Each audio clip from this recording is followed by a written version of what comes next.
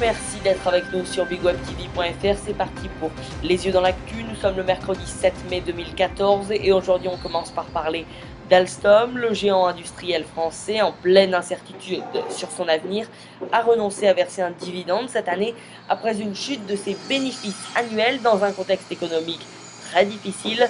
Son PDG Patrick Cron s'est exprimé ce matin sur le possible rachat du pôle énergie.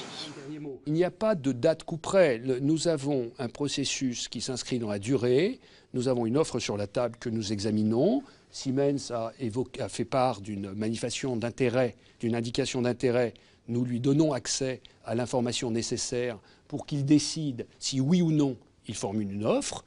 Si tel est le cas, le Conseil l'examinera. On ne peut pas à la fois faire un procès légitime aux patrons qui n'auraient pas pris les mesures pour éviter une crise lorsque leur entreprise est en crise, et faire le procès d'intention d'anticiper et donc de préparer l'avenir sans pour autant qu'il y ait nécessairement le feu à la maison. Il n'y a pas le feu dans la maison Alstom, mais il y a des problèmes stratégiques qui se posent sur cette activité énergie. L'offre de General Electric, la seule aujourd'hui sur la table, répond à ces préoccupations stratégiques. S'il y a d'autres offres qui se présentaient, on examinerait comment les traiter. Le président de la République a dit que l'emploi était au cœur de sa préoccupation sur cette affaire. C'est exactement la mienne. Ma préoccupation, c'est de donner un avenir à Alstom Energy et à ses salariés. Une question d'anglais. Le collectif citoyen de défense de la maternité des Lilas a mené une nouvelle opération ce matin devant le ministère de la Santé pour attirer l'attention sur l'avenir de cet établissement emblématique, aujourd'hui menacé de fermeture.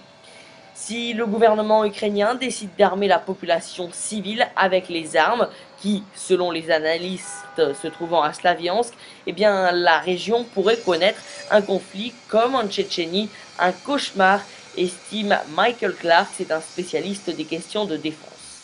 Slaviansk abrite au moins la moitié de la réserve de 5 millions d'armes légères et d'armes de petit calibre que le gouvernement ukrainien avait stocké de l'ancienne ère soviétique afin qu'il puisse armer la population.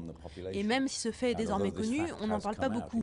Mais les deux parties savent que le contrôle de Slaviansk permet de contrôler les stocks d'armes et les deux côtés veulent contrôler ces stocks.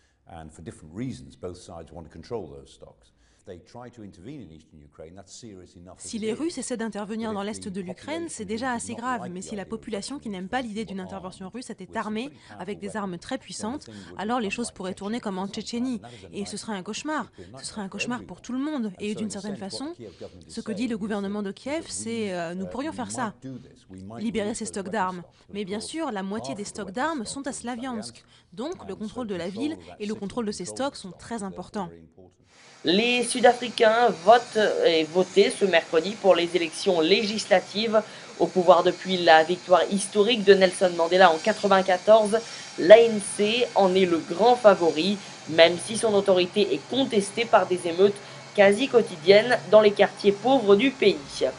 C'est la fin des Yeux dans l'actu. Merci à tous et toutes de nous avoir suivis et à demain pour de toutes nouvelles actualités bien fraîches. Bonne soirée.